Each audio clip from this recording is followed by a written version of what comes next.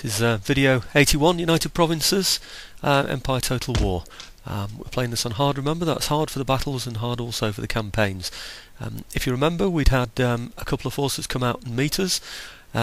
We'd had one infantry regiment, that's the one right at the back that's running away there, and then we'd had two that were hiding themselves in this wood here, preventing my flanking action, or attempting, let's say, to prevent my flanking action. Yeah?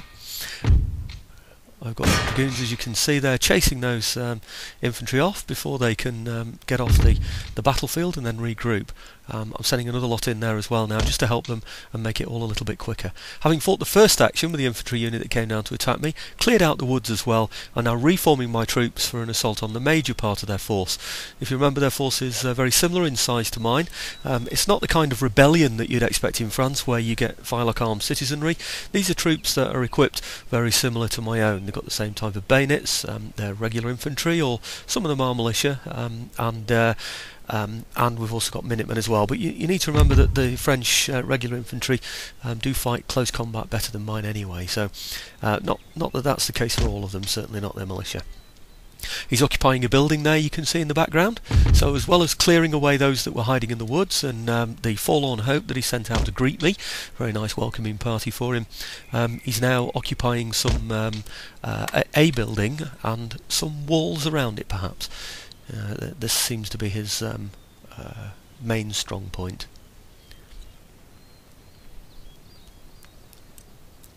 Okay, we've reformed the lines, as you can see. I'm trying to get as close to the walls as possible so that he can't occupy them. They're the ones closest to me on the left. I've reformed my right wing, which is dragoons and horse. Got everything back that was chasing routers that's killed them. If you remember from how we've previously behaved, that we can dismount these dragoons and get them to fire as well. It's one of the great advantages of dragoons. You need to do it in such a way that you can get them mounted pretty quickly, so they need to be near the horses, but that does of course mean there's a risk of the horses being injured as well. Now get a bit closer, you see how he's crossing my fire there. He's going straight for those dragoons, thinking he's got a better advantage over those. So I'm going to rush that infantry in as quickly as possible so that we can hit his flank as he's going over towards my right wing. Yeah? I've got a choice now. Do I run them back quickly, or do I decide, well, I can take this force on? I think we're going to take this force on. I think it's possible for us, just dismount these. Usually you find with 3 or 4 ranks of dragoons you can get at least a rank of infantry.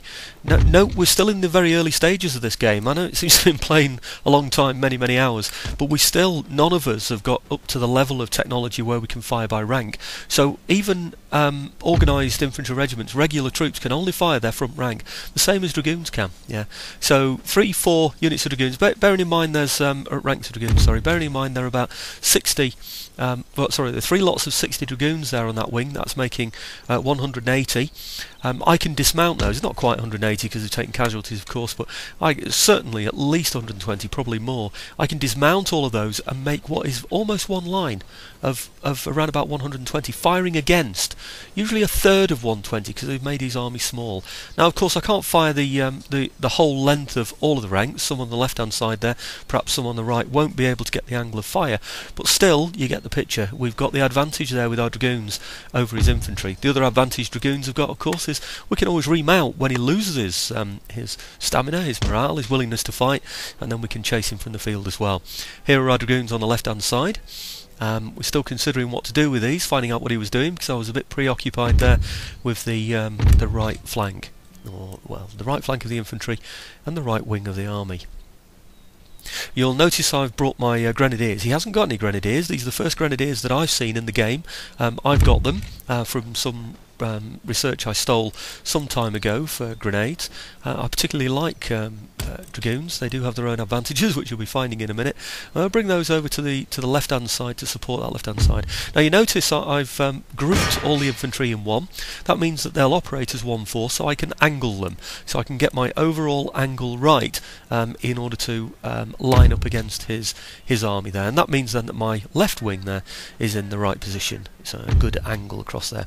Okay, dragoons, I hope to get those behind that wall. Once I've got them behind that wall, I can then engage with in a firefight with that French infantry to the front, you do get a great advantage from a wall. He also gets a great advantage from a building, by the way, and you notice there, while I'm chasing his routing troops, my light cavalry are likely to run into a building. Now this is something to watch for very closely in the game. You see the flag is off to the right, they're the infantry that I'm chasing, but some of his infantry have wandered off to the left. They're not showing a flag, but my horse will go towards the main body of the routing infantry, so they'll go towards those, the larger body that's moving towards the house. So you'll leave them thinking, great, they're going to chase the flag and all as well, and it's not. They'll break off and they'll chase something that you don't even know is there.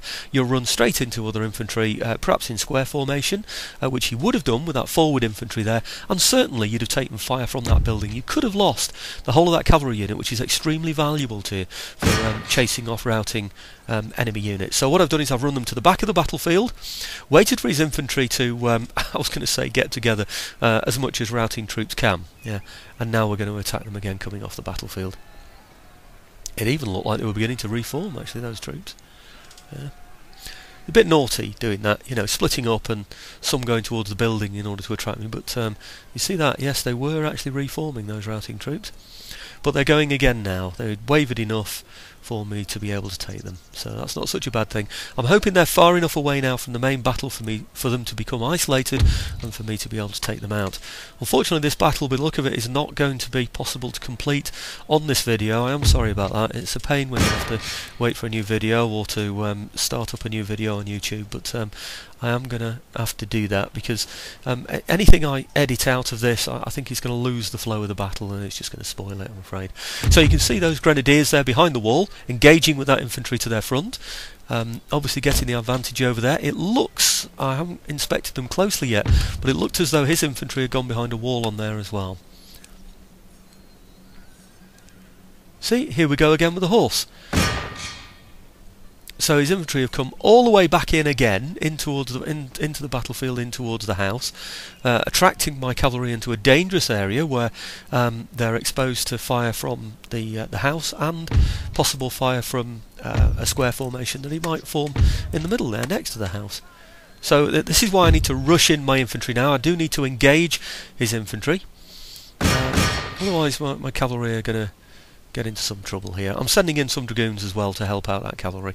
They seem to be going a bit slowly. I think I need to hurry those along a little. They're a crawling pace towards helping them. But it looks like his infantry are wiped out anyway, so that's probably why. If you give them a command to attack something, and then that something is no longer there, then they won't chase it, of course. Maybe that's the situation. Okay, looking over here to the left wing, you can see he has gone behind a wall there. Now this is where my dragoons are going to be quite handy. I can now dismount those dragoons, yeah, and fire into his side behind that wall. So whilst the grenadiers are engaging to the front, we'll be able to attack him from the flank. While ever that force there behind the wall is sticking out a bit, is protruding, then I might be able to engage that without actually engaging the house. But it looks as though, no, that's not going to be possible. We are getting close enough. We're going to start taking fire from that house, and our return fire on the house is going to be poor. The best way really to handle that is to, and I'm pretty sure he's got militia in that house, so my regular infantry should be superior to them in the use of the bayonet. So I'm going to put some of those on melee attack only. I'm going to charge them into that. You notice the doors on this side, so disable the fire of the next regiment. That's the one next to those that are charging, and that's these here. Just disable their fire so that they're not going to fire into the back of my own infantry that are charging into there now. That's the thing. Okay.